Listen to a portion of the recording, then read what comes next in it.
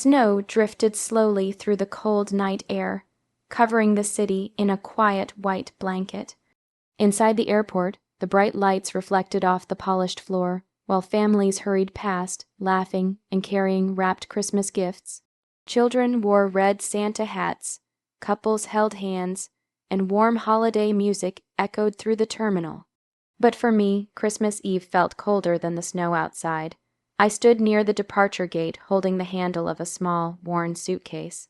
It was the only thing I had. My father stood a few feet away, his arms crossed, checking his watch every few seconds as if he were waiting for a delayed train instead of saying goodbye to his own child. My mother stood beside him, silent and stiff, avoiding my eyes completely. Neither of them looked sad. Neither of them looked like parents sending their son away for the first time. "This is for your future," my father said flatly, his voice carrying the same emotion as a business meeting.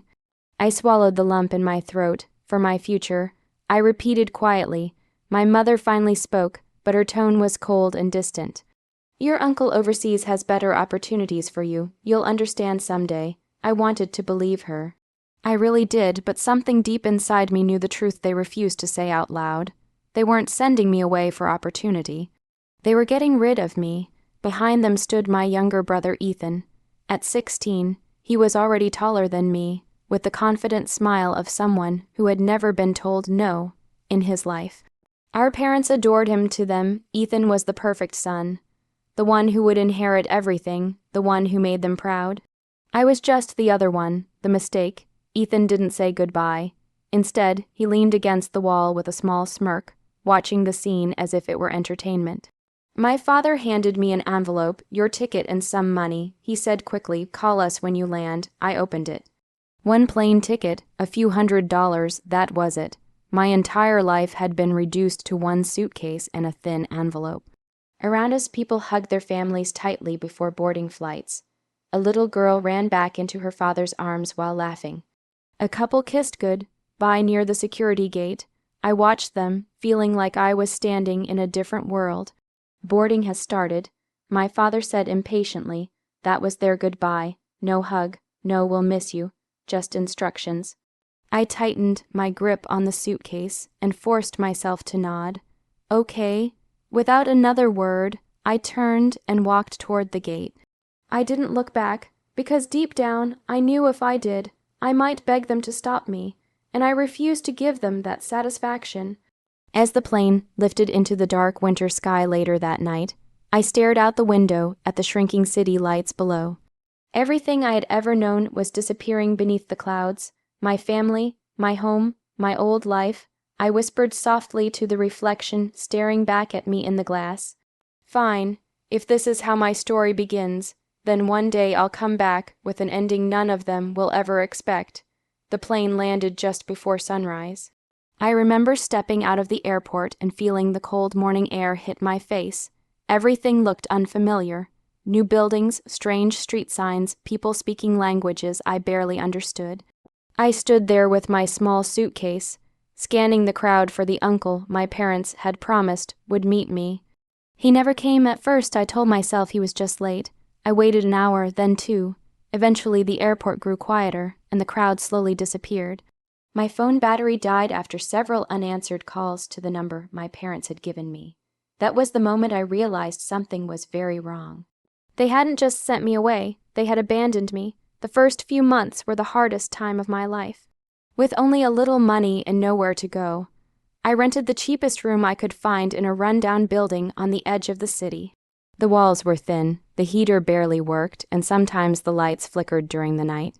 But it was still a roof over my head. I took every job I could get. During the day, I worked at a small cafe washing dishes until my hands turned rough and cracked. At night, I cleaned office buildings after everyone else had gone home. Some nights I was so tired I fell asleep on the bus ride back to my apartment. Christmas came and went. Then another year passed. My parents never called, not once. At first, the silence hurt more than anything. I wondered if they ever thought about me. I wondered if they regretted sending me away. But eventually, the pain turned into something else. Determination. If they thought I would fail, I would prove them wrong. In my spare time, I studied at the public library. I read books about business, technology, and anything else I could learn from. I took online courses and saved every dollar I could.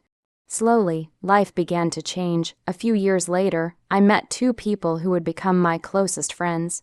They believed in the ideas I had been quietly working on for years. Together, we started a small tech company in a tiny apartment with second-hand laptops and borrowed desks. The first year was brutal, the second year was worse, but we refused to quit. Then one day, everything changed. An investor noticed our project, then another. Soon our small company began to grow faster than any of us expected. Opportunities appeared everywhere, and suddenly the life that once seemed impossible started becoming real. 5 years after arriving with nothing but one suitcase, I owned part of a successful company and had built a future with my own hands. And during all those years, I never heard a single word from my parents, until one morning when my phone rang. The number on the screen made my heart stop. It was my mother. I stared at the phone for a long moment before answering. The number was familiar, one I had memorized years ago, but never expected to see again. My chest tightened as memories flooded back.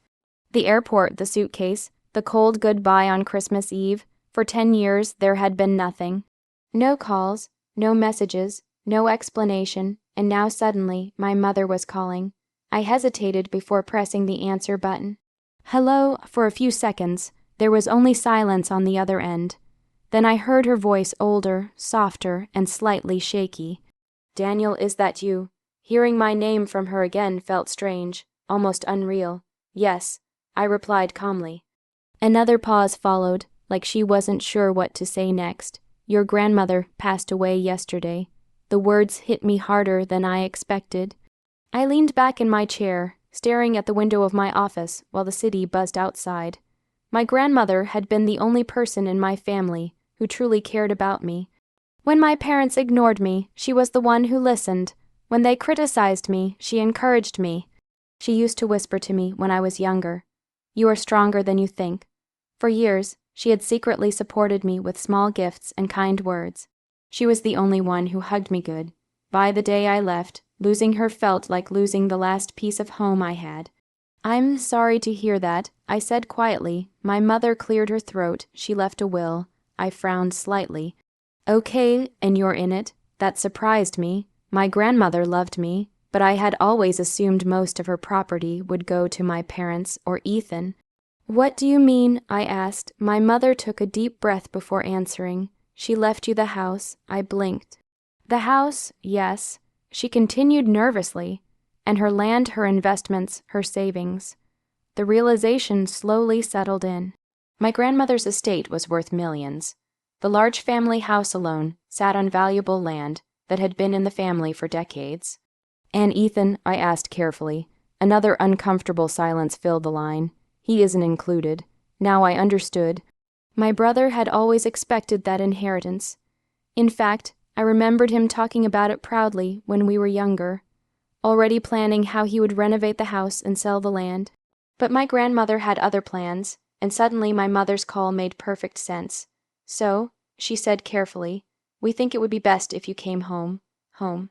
The word felt strange after so many years. You know, she added quickly, to discuss everything as a family. Family.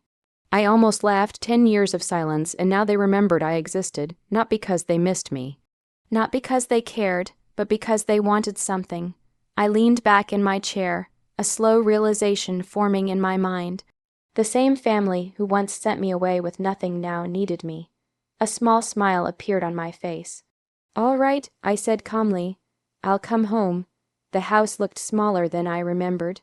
The walls were the same pale yellow, and the wooden floors creaked under my footsteps, but the warmth that once filled it was gone.